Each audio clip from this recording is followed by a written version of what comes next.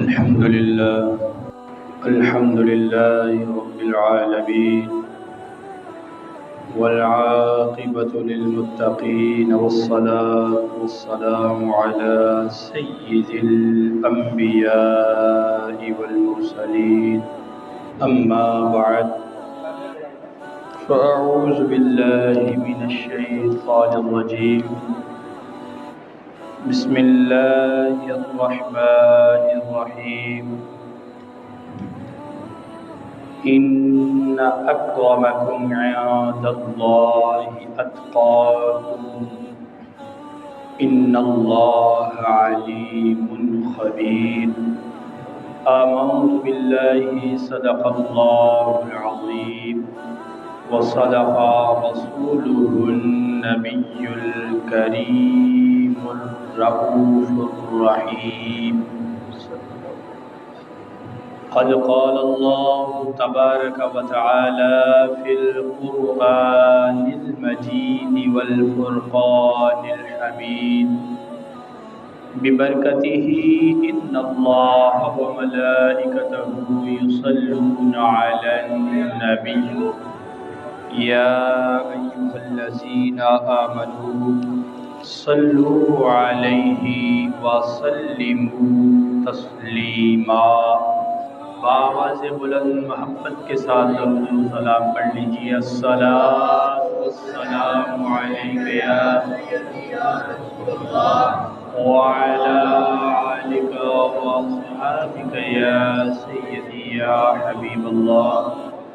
الصلاۃ والسلام علیک یا سیدی یا نبی اللہ وعلى آلك وأصحابك يا سيدي يا خاتم الأنبياء والمرسلين۔ ماہ محرم الحرام کا مہینہ ابھی کل کی بات ہے، اس ماہ مبارکہ کا آغاز ہوا تھا، اور دیکھتے ہی دیکھتے آدھے سے زیادہ یہ مہینہ ہمارے درمیان میں برکتوں کو بکھیرتے ہوئے رخصت ہوا جا رہا ہے، اور خلاق کائنات تمام عزتوں کا مالک ہے، وہ رب ذوالجلال جسے چاہے عزت عطا فرما دے، کیونکہ خالق کائنات نے قرآن مجید فرقان حمید کے اندر بھی یہ ارشاد فرمایا ہے، قل اللہم مالک الملک تؤتی الملک ما تشاء وتنزع الملک مما تشاء وتعز ما تشاء وتذل ما تشاء بیدک الخیر انک علی کل شیء قدیر۔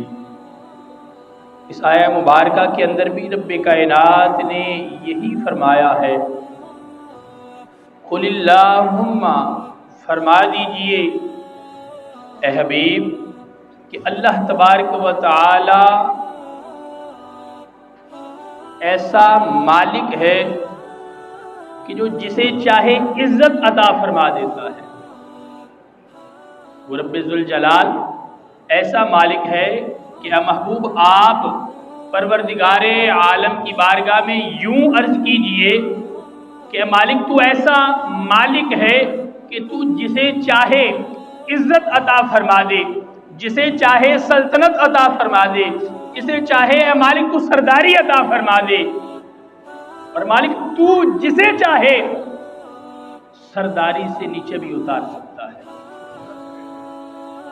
اگر اس آیہ کریمہ کے اکارڈنگ تھوڑی سی گفتگو کروں نا، تو آج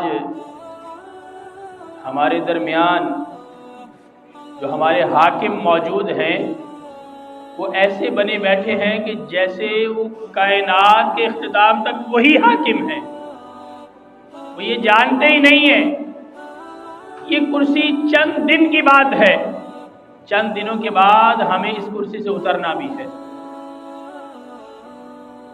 اب مالک نے عزت دی ہے نا، مگر وہ عزت کو پچا نہیں پا رہے، عزت کو سنبھال نہیں پا رہے۔ جو سلطنت مالک نے جس سلطنت پر حکومت کرنے کے لیے انہیں بٹھایا ہے، وہ اس حکومت کے کرنے کے لائق ہے نہیں۔ تو رب کائنات کا یہ فرمان اس بات کی عکاسی کر رہا ہے کہ جسے چاہے وہ عزت عطا فرما دے۔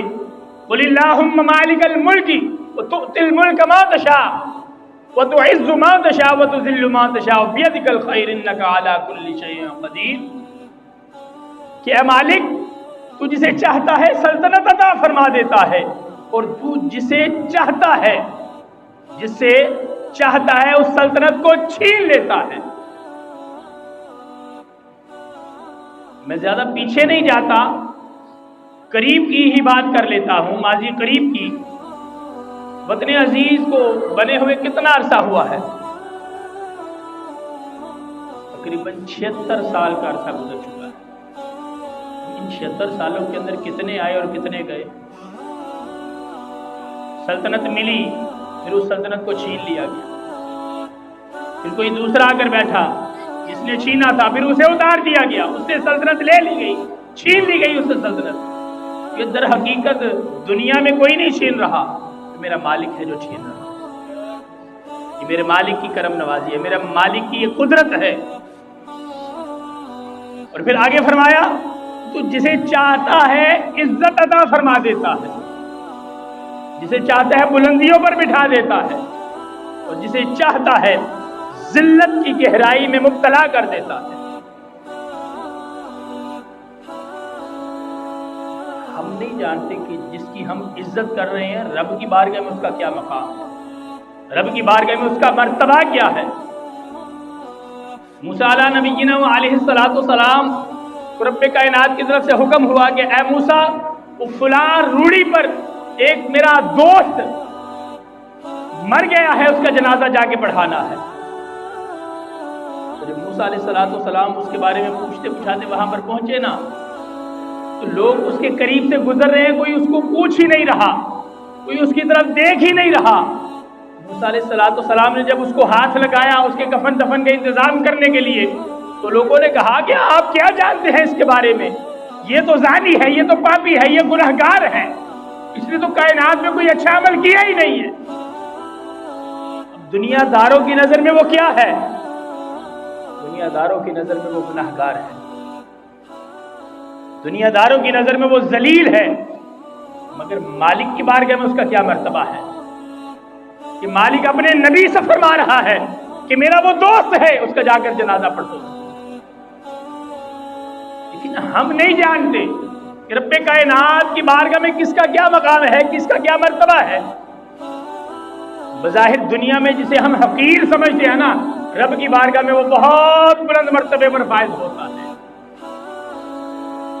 حضرت سیدنا بلال حبشی رضی اللہ تعالیٰ عنہ، لوگوں نے آپ کو کتنی مرتبہ تانا دیا آپ کے کالے رنگ کا، اگر دیکھیے ادھر لوگ تانا دے رہے ہیں، ادھر حضور علیہ السلام فرما رہے ہیں کہ اے بلال، میں تیرے قدموں کی آہٹ جنت میں سن رہا ہوں۔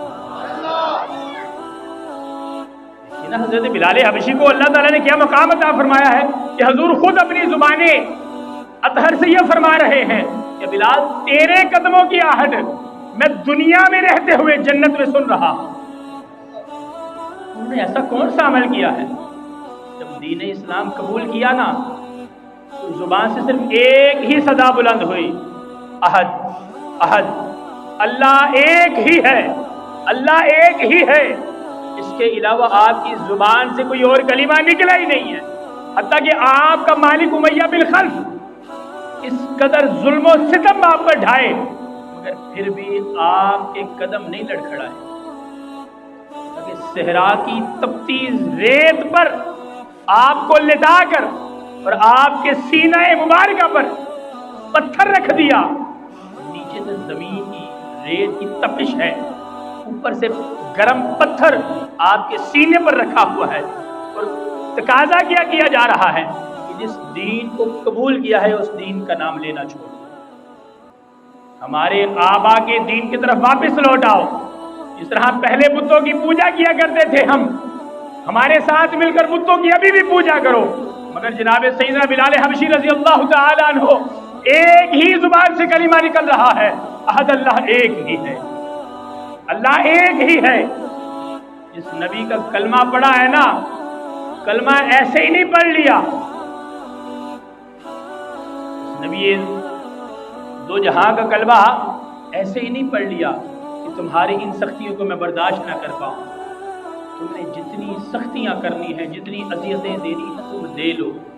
یہ بلال جب حضور کا ہو گیا ہے نا، پھر حضور سے پیچھے نہیں ہٹ سکتا۔ بلال کی جان تو جا سکتی ہے، مگر اللہ اور اس کے رسول کا جو نام اس زبان سے نکل رہا ہے نا، وہ نام قیامت تک یوں ہی جاری رہے گا اس زبان سے۔ بلال حبشی رضی اللہ تعالی عنہ کا مقام و مرتبہ اللہ تبارک و تعالیٰ نے آپ کو کیا شان عطا فرمائی ہے کہ سارے سردار نیچے ہیں، سارے سردار نیچے ہیں، اور جناب بلال حبشی رضی اللہ تعالی عنہ کو میرے محبوب علیہ الصلوۃ والسلام نے کعبہ کی چھت پر چڑھایا۔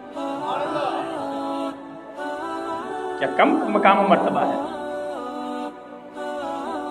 دیکھیں نا کہ آج اگر ہم کہیں گے ان کے پاس کچھ تھا ہی نہیں، وہ ایسے تھے، وہ ویسے تھے، بھئی تو اور میں کون ہوتے ہیں کسی کے بارے میں کچھ کہنے والے؟ وہ جن کی شان رب بلند کر رہا ہو، میں کون ہوتا ہوں جسارت کرنے والا؟ میں کون ہوتا ہوں ان کی شان کو کم کرنے والا؟ تجھ میں اور مجھ میں کسی میں اتنی طاقت نہیں ہے کہ جس کا مقام رب بلند فرما دینا اس کے مقام کو گھٹا پائے۔ یہ شان، یہ مقام و مرتبہ یہ اللہ تبارک و تعالیٰ کی طرف سے عطا کرتا ہے۔ لیکن خلفائے راشدین بالخصوص اس ماہ مبارکہ کے اندر ہمارے درمیان موجود ایک خاص مخصوص طبقہ وہ خلفائے راشدین کے متعلق کس طرح اپنی زبان درازی کرتا ہے۔ کیا یہ زبان درازی کر کے وہ امام علی مقام حضرت امام حسین رضی اللہ تعالی عنہ سے اپنا عشق ثابت کر رہے ہیں؟ نہ، وہ اپنا عشق نہیں ثابت کر رہے، اور میرے حسین نے تو خود خلفائے راشدین سے محبت کر کے دکھائی ہے۔ یہ محبت نہیں ہے تو اور کیا ہے؟ جناب سیدنا ابوبکر صدیق رضی اللہ تعالیٰ عنہ کو اپنا امام مانا ہے، جناب فاروق اعظم رضی اللہ تعالیٰ عنہ کو اپنا امام مان کر ان کے پیچھے نماز باجماعت ادا کی ہے، جناب عثمان غنی ذی النورین رضی اللہ تعالیٰ عنہ کو اپنا امام مان کر ان کے پیچھے نماز ادا کی ہے۔ بھئی اگر محبت نہیں تھی تو پھر امام کیوں مانا؟ محبت نہیں تھی، امام کیوں مانا؟ نمازیں پیچھے کیوں ادا کی؟ دل کے اندر محبت صحابہ تھی، اور درس بھی یہی دیا ہے۔ ہم اور آپ اتنے پانی میں نہیں ہے کہ ہم کسی صحابی رسول صلی اللہ تعالی علیہ وسلم کی شان پہ گستاخی کر پائیں، وہ نازیبہ کلمات اپنی زبانوں سے نکال پائیں۔ بھئی ہمیں تو اپنے اعمال پر ہی فخر نہیں ہے، تو ہم کس کھیت کی بولی؟ ارے کم از کم ہم ان کے رتبے تک پہنچ پائیں نا، یہی بڑی بات ہے۔ جو مقام و مرتبہ اللہ تبارک و تعالیٰ نے انہیں عطا فرمایا ہے، اس وقت موجودہ دور میں اگر سب سے بڑا مقام، سب سے بڑا مرتبہ اگر کسی کا ہے نا، تو ایک اللہ تبارک و تعالیٰ کے ولی کا ہے۔ ولی کے بعد اگر کسی کا مقام بڑا ہے تو کتب کا ہے، کتب کے بعد ابدال کا ہے، ابدال کے بعد اوتاد کا ہے۔ یہ سلسلہ چلتے چلتے صحابہ تک جا پہنچتا ہے۔ انبیاء کے بعد اگر کائنات میں سب سے زیادہ کسی کی تعظیم لازم ہے تو وہ میرے محبوب علیہ الصلوۃ والسلام کے صحابہ ہیں، انبیاء کے بعد۔ جس کا مقام و مرتبہ رب فرما رہا ہے کہ انبیاء کے بعد اس کی شان سب سے زیادہ ہے، تو اس کے بارے میں میں کیسے زبان درازی کر سکتا ہوں؟ آپ کیسے اس کے بارے میں اپنی زبان کھول سکتے ہیں؟ اس لیے ہمیں اپنے قرب و جوار میں ان چیزوں پر تھوڑا غور و فکر کرنا چاہیے کہ کیا کوئی ایسا تو نہیں ہے کہ جو کسی کے پیچھے لگ کے۔ اب یہ کیس میرے سامنے پرسوں رات کی بات ہے، نشتر کالونی تھانے کے اندر واٹس ایپ پر ایک چیٹ سامنے آئی اس کے اندر جناب سیدنا فاروق اعظم رضی اللہ تعالی عنہ کو آپ کی بارگاہ میں گستاخی کی گئی، نازیبا کلمات استعمال کیے گئے، اور تھا کون؟ بس دوستوں کے ورغلانے پر بہک گیا، دوسرے جو سنی دوست ہیں ان کے ساتھ گفتگو ہو رہی ہے، اور اس گفتگو کے اندر جناب جو اس کے منہ میں آتا گیا وہ بکواس کرتا گیا۔ اس وقت وہ تھانے میں بیٹھا ہوا، ضمانتی کوئی بھی نہیں ہے، اس لیے کسی کے پیچھے لگ کر اپنی عاقبت کو خراب نہ کرے، کسی کے پیچھے لگ کے اپنی عاقبت کو خراب نہ کرے، کیونکہ کسی نے کل بروز قیامت آپ کے بارے میں رب کائنات کی بارگاہ میں گواہی نہیں دینی کہ مالک یہ سچا ہے۔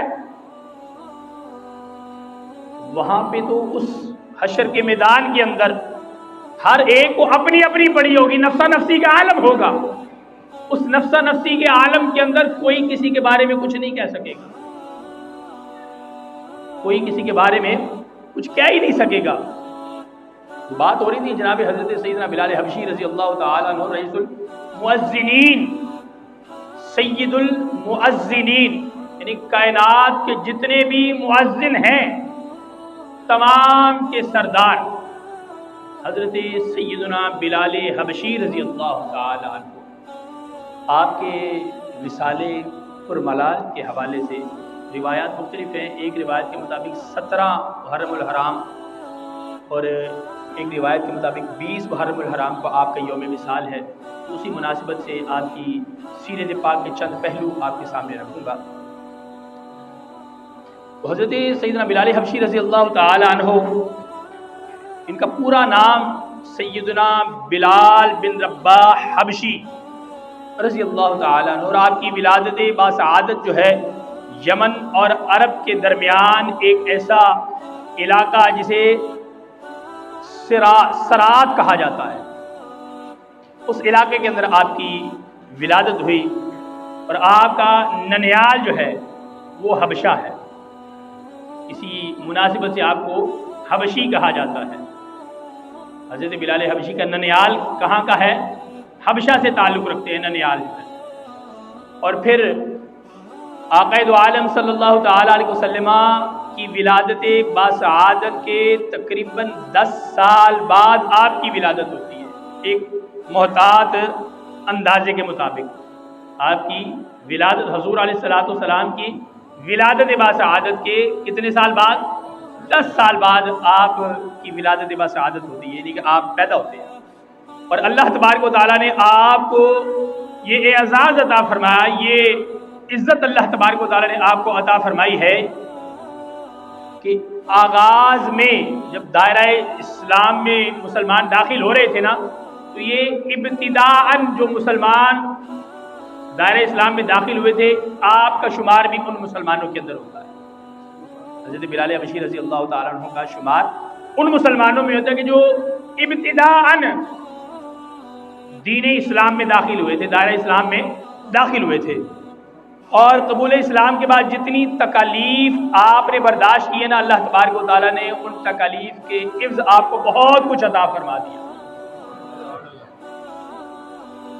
آج ہم میں، مجھ میں یا آپ میں سے کسی کو صحرا کی تپتی ریت پر لٹایا جائے، برداشت کر پائیں گے؟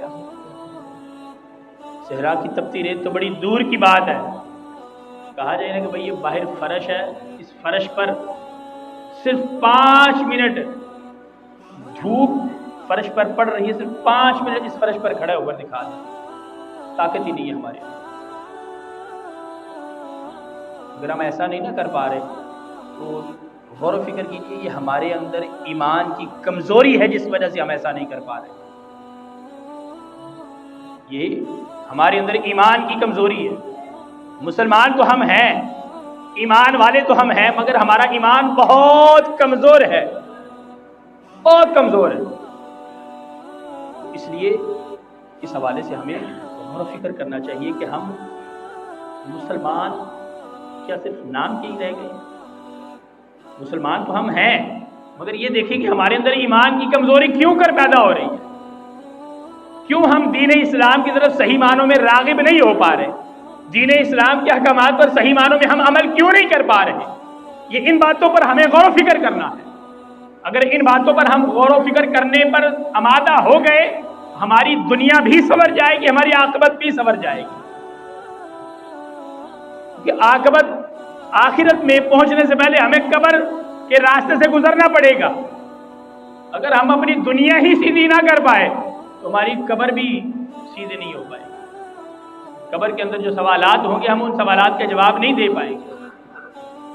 آقا دو عالم صلی اللہ تعالی علیہ وسلم کے صحابہ نے جتنی اذیتیں برداشت کی ہیں نا، ہم ان کا 1% بھی برداشت کرنے کے قابل نہیں ہیں.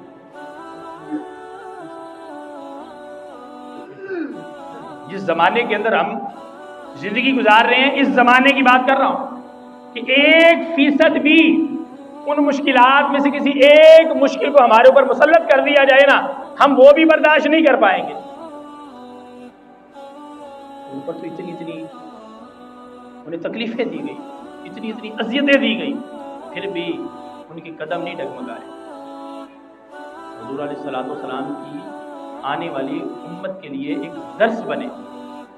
دیکھیے کہ ہمارے اوپر اتنی پریشانیاں آئیں مگر پھر بھی ہم نے اسلام نہیں چھوڑا. آج تھوڑی سی مشکل آتی ہے نا، یار چھوڑو یار، اینج نہیں کرنا، اینج کرنا. یہ ہمارا دین رہ گیا. کیا یہی ہم دین کے پیروکار ہیں؟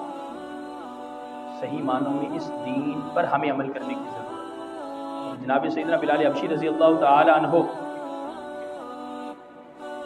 جب دائرہ اسلام میں داخل ہوئے نا، تو آپ کے جو آپ کا آقا تھا امیہ بن خلف، جتنی آپ نے اذیتیں اس کی برداشت کی نا، تو حضرت جناب سیدنا ابوبکر صدیق رضی اللہ تعالی عنہ آپ نے بھاری رقم دے کر جناب بلال حبشی رضی اللہ تعالی عنہ کو آزاد کروایا. سبحان اللہ. لیکن آغاز اسلام کے اندر ہی دین اسلام کی خاطر خرچ کرنے کا جذبہ دلوں کے اندر تھا.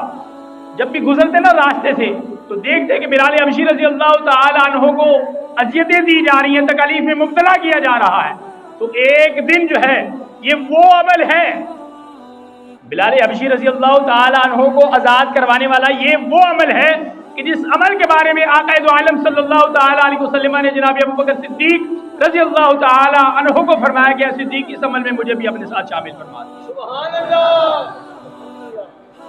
دیکھیے نا کہ نبی اپنے غلام سے فرما رہے ہیں یہ جو تم نے عمل کیا ہے نا، اس عمل میں مجھے بھی اپنے ساتھ شریک کر لو. کہ ہمارے اندر ایسی کیفیت ہے کہ نبی ہمارے بارے میں ایسا فرما سکتے. ہمیں اپنے اندر ایسی کیفیات پیدا کرنے کی ضرورت ہے. جس زمانے سے ہم گزر رہے ہیں نا، یہ صرف لمحہ فکریہ ہی ہے ہمارے لیے اور کچھ نہیں. یہ نبی کریم صلی اللہ تعالی علیہ وسلم کی ہی کرم نوازی ہے کہ اللہ تبارک و تعالیٰ نے ہمیں یہ زندگی عطا کی ہوئی ہے. جیسے ہمارے اعمال ہیں نا، ہمارے اعمال اس قابل نہیں ہے کہ ہم ایک لمحہ بھی، ایک قدم بھی اٹھا کے آگے چل پائیں. جتنی برائیاں ہمارے اندر پائی جاتی ہیں، سابقہ اقوام کی برائیوں کے بارے میں احوال آپ نے سنے ہوں گے کہ جب ایک حد سے بڑھ کر ان کی برائیاں ہوئی نا، تو اللہ تبارک و تعالیٰ نے آسمان سے ان پر عذاب نازل فرما دیا. ہمیں تو اللہ تبارک و تعالیٰ ابھی بھی اپنا آپ دکھا رہا ہے کہ میں ابھی ہوں. کرونا کا کیس آیا تھا نا، ہم رب کو بھلائے بیٹھے تھے نا. بڑی محتاط گفتگو کر رہا ہوں میں کہ ہم رب کو بھلائے بیٹھے تھے، اسلام پر عمل نہیں کر پا رہے تھے. ہماری مائیں بہنیں پردہ کرنے کے لیے تیار نہیں تھی. جب کرونا وائرس آیا تھا تو وہی مائیں بہنیں، وہی مرد کہ جو اپنے گھر والوں کو پردہ کروانے کے لیے تیار نہیں تھے، انہوں نے ہی اپنے گھر والوں کے منہ پر ماسک لگوا دیے ہیں. حکم دے دیا کہ ماسک لگا لو، ماسک نہیں لگاؤ تو کوئی بیماری کے اندر مبتلا ہو جاؤ. رب نے بتایا کہ جس چیز سے تم دور بھاگ رہے تھے نا، میں نے اسی چیز کو تمہارے ساتھ مسلط کر دیا، تمہارے ساتھ اس طرح ملا دیا ہے. ہمیں اللہ تبارک و تعالیٰ کے قہر سے اپنے آپ کو محفوظ کرنا ہے. عمل کرنے ہیں، نیک اعمال کی صورت میں اللہ تبارک و تعالیٰ کا قرب حاصل کرنا ہے۔ اگر آج ہم یہ نہیں نہ کر پائے تو یقین مانیے کہ اللہ تبارک و تعالیٰ کی پکڑ بڑی سخت ہے، اور رب کی پکڑ سے ہم بچ نہیں پائیں گے، رب کی پکڑ سے ہم لوگ بچ نہیں پائیں گے۔ اس لیے اللہ تبارک و تعالیٰ کی یہ جو عطا کردہ نعمتیں ہیں، یہ عطا کردہ زندگی جو ہے، اس زندگی کو اللہ اور اس کے رسول صلی اللہ تعالی علیہ وسلم کی رضا و خوشنودی کو حاصل کرنے میں صرف کر دیں۔ اگر آج یہ نہ کر پائے تو پھر شاید کبھی بھی ہم نہ کر پائیں۔ بلال حبشی رضی اللہ تعالیٰ عنہ کو جب حضور علی نبینا و علیہ الصلوۃ والسلام نے کعبۃ اللہ کی چھت پر چڑھایا نا اذان دینے کے لیے، اور اس وقت جب حضور علی نبینا و علیہ الصلوۃ والسلام نے مشورہ طلب کیا کہ بتاؤ کہ نماز کا حکم آ چکا ہے، اب نماز کے لیے لوگوں کو جب بلوانا ہے تو کس طرح بلوایا جائے گا؟ اس سے یہ پتہ چلتا ہے کہ کسی بھی اچھے کام کے لیے مشورہ کرنا تیرے اور میرے نبی کی سنت ہے، تیرے اور میرے نبی کی سنت ہے۔ اس لیے کوئی بھی کام شروع کرنے لگو نا تو دوست احباب سے مشاورت، بڑوں سے، بزرگوں سے مشاورت کر لیا کرو۔ محبوب علی نبینا و علیہ الصلوۃ والسلام نے مشورہ طلب کیا۔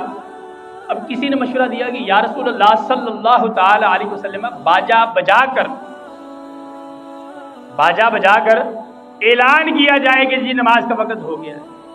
محبوب علیہ الصلوۃ والسلام نے فرمایا کہ نہیں، ہم نے یہودیوں کی پیروی نہیں کرتی، یہودی باجا بجاتے ہیں۔ اب یہاں پر لفظ باجے کا ذکر آیا تو میں یہ بھی بات ساتھ ذکر کرتا چلوں کہ 14 اگست قریب آنے کو، آج 4 اگست ہے، اور 10 دن کے بعد 14 اگست ہمارے اس وطن کی آزادی کا دن ہے، اور ہم چھوٹے سے لے کر بڑے تک ایمانداری سے بتائیں کہ اس دن کو مناتے کیسے ہیں۔ ہمارے آبا نے اس وطن کو حاصل کرنے کے لیے اپنی جانوں کے نذرانے تک پیش کر دیے۔ قائد اعظم محمد علی جناح جس وقت